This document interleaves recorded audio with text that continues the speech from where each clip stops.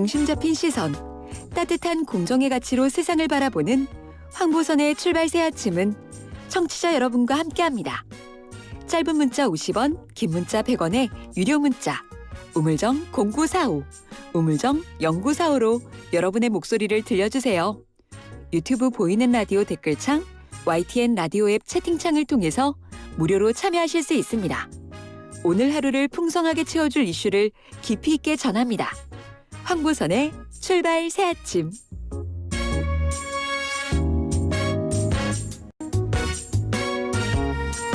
네, 오늘 아침, 오늘 하루를 천천히 바라보면서 들을 소식 다 듣고 갈 수 있는 시간, 바로 YTN 라디오와 함께 하시면 됩니다. 황보선의 출발 새 아침, 박원석의 밑줄, 굉장히 인기 코너인데요. 박원석 전 정의당 의원 모시고 이어가겠습니다.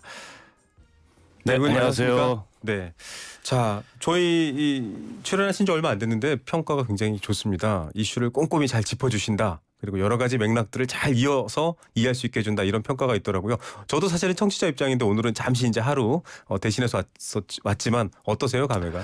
고맙습니다. 저도 아주 재밌게 하고 있고요. 또 월요일 아침 이른 시간이다 보니까 네. 주말 사이에 네네. 우리 청취자들께서 궁금하셨던 뉴스나 네. 이런 것들을 이제 같이 생각해 볼 수 있는 시간이어서 좋은 것 같습니다. 네. 자, 뭐 오늘 일단 박원석 전 정의당 의원님과 함께할 이야기는 이제 여러 가지 공수처라든지 다른 전국 현안을 얘기할 텐데, 그 전에 앞서도 쭉 얘기를 했지만 그 이건희 회장의 별세에 대해서 안 여쭤볼 수 없어요. 네, 우선 특히 정의당 입장에서 다른 부분도 많을 텐데. 네, 우선 뭐 고인의 명복을 빌고요. 그러니까 이건희 회장께서는 뭐 우리 현대사회, 네. 특히 이제 경제 분야에 있어서 거목이라고 할 수 있죠. 그렇죠. 물론 이제 명함이 있고 공과가 있지만 고인이 되신 마당에 고인에 대한 평가는 두고두고 네. 할 시간이 많을 거라고 보고, 앞서 우리 박용진 의원 인터뷰를 하시면서 그런 말씀을 하셨던데, 이건희 회장 이후에 네. 이제 이재용 부회장으로 경영권 승계가 거의 완성이 됐는데 선대 회장과는 다른 어떤 삼성을 보여줄 건가. 네. 그것이 이제 한국 경제에도 미치는 영향이 굉장히 클 수 있기 때문에 지난번에 이제 이재용 부회장이 네. 그동안에 삼성의 여러 가지 그 어두운 면들에 대해서 대국민 네. 사과를 하고 거듭나겠다는 의지를 밝혔기 때문에 이번 이제 선대 회장의 선대 회장이 돌아가신 걸 계기로 정말 이전과는 다르게 거듭나는 더더욱 국민의 사랑을 받고 세계적인 기업으로 발돋움하는 그런 삼성이 됐으면 좋겠습니다. 네. 뭐 그냥 1위가 아니고요. 아무도 안 가본 길을 가야 되기 때문에 1위다라는 무게감을 또 삼성에서 많이 느꼈으면 좋겠습니다. 자, 다른 이야기로 좀 돌려보겠습니다. 여러 가지 얘기들 중에 공수처 추천위원 마감 시한이 사실 오늘까지였는데 추천했습니다. 두 분 네. 추천했고요. 공수처 출범을 그럼 이제 본격적으로 시작하나라고 봤더니 정치권은 또 공방이 이어지고 있습니다. 이 상황 어떻게 평가해야 될까요? 우선 이제 현행 공수처법에 따르면 7명의 공수처장 후보 추천위원을 구성을 해서 네. 그 7명 중에 6명이 그렇죠. 찬성을 하는 후보 2사람을 네. 최종적으로 대통령께 올려서 그중에 네. 1명을 대통령이 이제 공수처장으로 임명을 하게 되는데요. 추천위원 구성을 보면 정부 쪽 위원이 3명이고요. 네. 법무부 장관, 법원 행정처장, 그리고 대한변호사협회 회장, 네. 그리고 여야가 각각 2명씩 이렇게 추천을 합니다. 맞습니다. 결국에 7명 중에 6명이 찬성을 해야 되기 때문에 네. 야당이 추천한 2명의 추천위원 중에 1명이라도 반대하면 맞습니다. 안 되는 거예요. 네. 그래서 이게 이제 야당의 비토권을 이 법안에 보장을 했다라고 네. 얘기를 하는데, 지금 이제 국민의힘이 추천은 했지만 네. 이 비토권을 10분 활용해서 네. 합법적인 이제 지연 이 전술을 펼치려는 거 아니냐, 이런 의심을 여당이 하는 것 같아요. 네. 물론 이제 논의를 해봐야 되겠습니다만, 그렇다 보니까 막상 후보 추천위원회는 구성은 되겠지만 네. 또 후보 추천위원회에서 한없이 이게 늘어지는 상황이 오지 않을까, 이런 점들 좀 염려하는 것 같습니다. 네. 자, 뭐 추천하라니 추천했으나 또 그 추천대로 통과가 될지는 지켜봐야 된다라는 전략, 그것 때문에 좀 여당인 더불어민주당은 고민이 많아지고 있습니다. 자, 오늘 대타 진행하고 있는데요. 김우성 PD 진행 매끄럽다라고 칭찬해 주신 비춤이 1015님 감사드리겠습니다. 오늘 하루 제가 휴가를 대신해서 진행하고 있습니다. YTN 라디오 앱으로도요. 참 함께 하실 수 있습니다. 보이는 라디오 실시간으로 보실 수도 있고 유튜브에서도 YTN 라디오 보시면서 할 수 있습니다. 자, 박원석의 밑줄, 박원석 전 정의당 의원님과 함께 하고 있습니다. 그렇다면 지금 여당 입장에서는 이렇습니다. 후보 추천 빨리 하라고 해서 결국 했는데 후보의 면면을 보니 사실은 반대를 위한 그러니까 합법적 반대를 위한 추천위원 같다라는 평가를 내놨습니다. 결국은 법을 개정해서 뭐 7명 중에 6명이 아니라 조금 더 공수처를 가시화할 수 있는 방식으로 법까지 개정해야 되냐. 그렇게 될 경우에는 좀 너무 부담이 크다. 이런 논란이 있는 것 같아요. 여권 내부는. 그러니까 민주당이 이미 법 개정안을 내놨습니다. 네. 7명 중에 6명이 아니고 5명의 찬성으로 공수처장 후보를 추천할 수 있도록 그러니까 야당의 비토권을 좀 무력화시키는 법을 내놨는데 근데 이게 이제 공수처법이라는 게 아직 시행을 하기도 전에 네. 여러 가지 지금 맞습니다. 개정안들이 올라와 있어요. 네. 국민의힘에서도 개정안을 냈지 않습니까? 네. 지금 독소 조항이 너무 많다 이래서.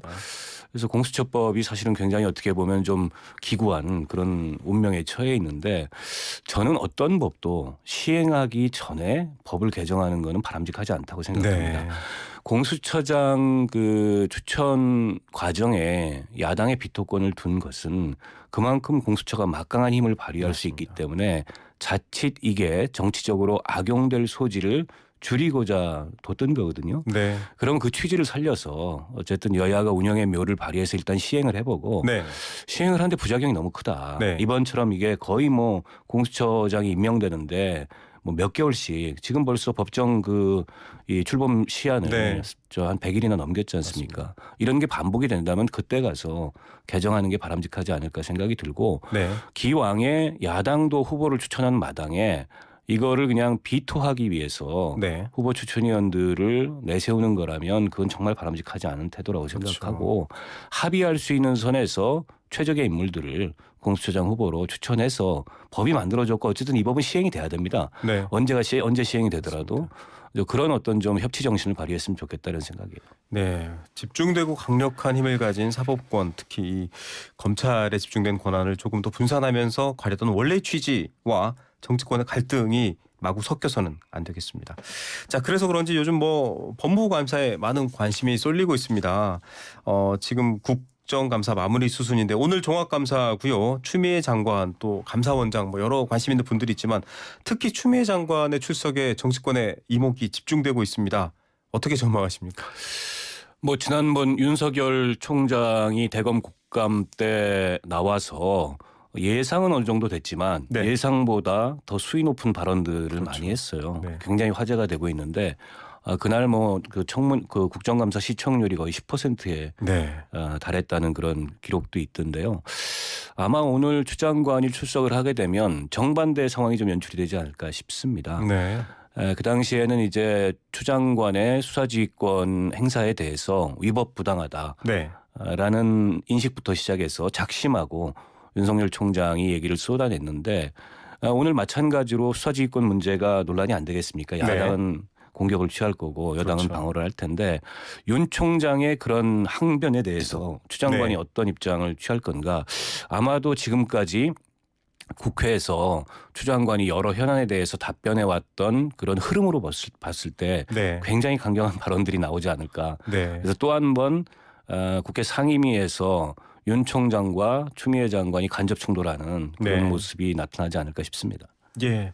자, 여러 가지 공방들 예상되실 텐데요. 오늘 밑줄 긋고 살펴볼 첫 번째 주제 바로 극강의 존재감을 보인 윤석열 총장입니다.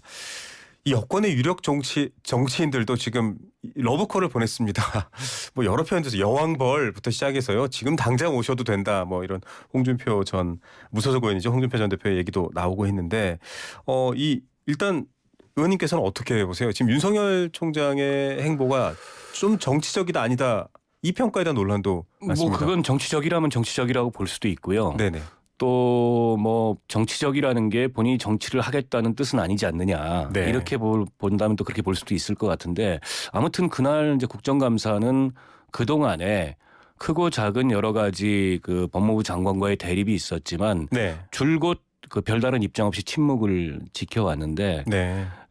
국정감사 자리를 염두에 두고 작심하고 준비를 해서 자기 네. 하고 싶은 말들을 다 한 것 같아요. 근데 그중에 가장 논란이 컸던 게 총장은 장관의 부하가 아니다. 이 네. 논란이 있지 않습니까? 누구도 사실은 부하라는 그 말을 쓰지 않았는데 윤 총장 스스로가 부하라는 말을 썼어요. 네. 과연 그 부하라는 표현이 적절했는지는 좀 의문이고. 근데 우리 정부조직법이나 그 검찰청법을 보더라도 네. 검찰 사무의 최고 지휘 감독자는 법무부 장관이라고 그렇죠. 되어 있습니다. 네. 그러니까 부하라는 게 어떤 뭐 본건적 그런 관계가 아니라면 네. 그러니까 직무상의 상하 관계를 의미하는 것이라면 네. 총장은 장관의 부하가 맞죠. 네. 근데 윤 총장이 거기서 법리적으로 봤을 때 부하가 아니라는 게 도대체 어떤 의미인지 네. 그건 저도 뭐 법률 전문가가 아니기 때문에 정확히는 모르겠습니다만 근데 그런 인식이라면 장관의 지휘 감독을 따르지 않을 수 있다라는 네. 것을 전제하고 하는 얘기인데 그건 저는 우리 이 정부조직법이나 검찰청법에도 어긋나는 그런 인식이 아닌가 싶고 만약 그렇다면 이제 장관은 대통령이 임명해서 네. 검찰 사무의 최고 지휘 감독자로 임명한 건데 대통령의 지휘 감독도 따르지 않을 거냐 이런 이제 반론이 당연히 따를 수밖에 없고 네. 지금 여당 쪽에서 거세게 윤 총장을 몰아붙이는 건 그런 거 아니겠습니까? 그렇죠. 물론 추 장관의 이번 수사지휘권 행사가 위법하거나 정당하지 않을 수는 있었다고 생각합니다. 네. 저도 그게 과연 적절한 수사지휘권 행사였는지에 대해서는 의문이 있습니다. 그러나 일반적으로 장관의 그 검찰 사무에 관한 지휘 감독을 따르지 않겠다는 식의 네. 인식이나 그런 태도를 취하는 거는 대단히 부적절했다. 저는 그렇게 봅니다. 사실 윤석열 총장에 대해서 뭐 검찰주의자 이런 평가도 있었고요. 지금 이제 정치인 즉 대통령이 임명한 정무직이죠. 정치인의 어떤 지시라는 것은 검찰의 독립성을 침해할 수 있다. 이런 이제 배경을 갖고서 대응한 논리인데 오늘 추미애 장관이 거기에 대해서 뭐 정확한 그분의 발언을 예측할 수는 없겠습니다만 어떤 얘기를 꺼낼까요? 뭐 이미 SNS에 그런 얘기를 했죠. 네. 그러니까 법상 어쨌든 장관의 지휘 감독을 따르는 공무원이다. 네. 라고 얘기했고 뭐 그게 맞는 사실은 그 검찰총장의 지위죠. 다만 검찰의 그 중립성을 위해서 몇 네. 가지 장치를 우리 법이 두고 있는데요. 하나는 검찰총장의 임기를 보장한 네. 겁니다. 사실은 정부의 어떤 외청장의 임기도 그렇게 법으로 보장하지 보장되지는 않거든요. 않죠. 네. 그 법으로 임기를 보장한 이유는 정치권의 외풍으로부터 네. 흔들리지 말고 보장된 임기 동안에 소신껏 직무를 수행하라는 취지에서 임기를 보장해 주는 네. 겁니다. 그게 하나가 있고 또 하나는 어쨌든 차관급임에도 불구하고 총장이라는 네. 직위를 사용해서 격을 좀 높여준 거죠. 네. 그런 것도 있고 또 법무부 장관의 수사지휘권 행사도 일반적 수사지휘권을 행사하는 게 아니고 구체적 사건에 대해서 네. 총장에 대해서만 수사지휘권을 그러니까 검사들의 직무에 장관이 개입하지는 못하도록 방어 장치를 뒀어요. 네. 이런 점 등이 아마 윤석열 총장으로 하여금 이 총장은 장관의 부하가 아니다라는 네. 얘기가 나오도록 한 것인 것 같은데 어쨌든 우리 검찰청법에 그런 검찰의 정치적 중립을 보장하는 장치들이 있기 때문에 장관이라고 함부로 막 이 네. 검찰의 직무를 휘저을 수는 없는 거거든요. 네. 그런 면에서 봤을 때 저는 지금의 이 장관과 총장이 사사건건 충돌하면서 뭔가 검찰의 편을 가르고 국민의 편을 가르는 이 상황이나 이 소모적인 혼란이 더 이상 이게 지속되면 안 되겠다. 네. 결국에는 대통령이 어떤 결단을 내리셔야 되는 거 아니냐 싶습니다. 예, 사실 두 이 법무부 장관과 검찰총장의 메시지를 넘어서서 더 큰 차원의 메시지 어떤 것들이 나올까 궁금해하시는 분들 많을 것 같습니다. 저희도 좀 기다려 보고요. 역시 뭐 국감에서 추미애 장관 아들 관련해서도 여러 가지 의혹도 아마 또 불거지겠죠. 뭐 나올 것 같습니다. 근데 뭐 그 국방부 국감 때 한 네. 차례 그게 이제 했었기 때문에 그렇죠. 이번 뭐 법무부 국감에서 어느 정도 비중을 차지할지는 모르겠습니다만 어찌 됐건 그게 이제 사법적 결론이 났어요, 무혐의로. 네, 맞습니다. 물론 그게 정치적으로도 추 장관이 이 면죄부를 받은 거냐? 네. 라면 거기엔 이견이 있을 수 있습니다. 왜냐하면 이게 이제 고위공직자로서 정치인으로서 처신에는 여러 가지 이견이 있을 수 있어요. 근데 이제 그보다 오늘 더 논란의 초점이 될 만한 사안은 이 수사지휘권 행사가 과연 적법하고 또 타당했느냐 여기에 네. 대한 논란이 클 것 같은데 저는 개인적으로 그렇습니다. 그 라임 사건에 대해서 지금 검사들의 접대 네. 향응 의혹이 제기됐기 그렇죠. 때문에 그에 대해서 뭔가 부실한 점이 있었다면 검찰총장이 또 그걸 예를 들어서 제대로 수사하도록 지휘를 못 내린 책임이 있다면 그에 대해서는 뭐 수사지휘권 행사가 있을 수도 있다고 보지만 그게 과연 총장을 아예 수사에서 배제하는 방식이 타당한 거냐 이런 네. 의문이 하나 있고요. 또 한 가지는 가족들 그동안에 제기됐던 의혹을 또 네. 고소고발과 관련된 수사를 구체적으로 적시를 해서 이거는 수사에서 총장한테 보고만 하라 했는데 네. 그중 대부분은 이전에 이미 뭐 무혐의를 받았거나 혹은 이미 윤석열 총장 스스로가 자기가 그 수사에서 보고를 받지 않겠다. 네. 기피를 선언한 네네. 사안인데 그거를 다 그 수사지휘서에 적시한 건 일종의 이제 망신주기, 네. 그걸 통한 찍어내기.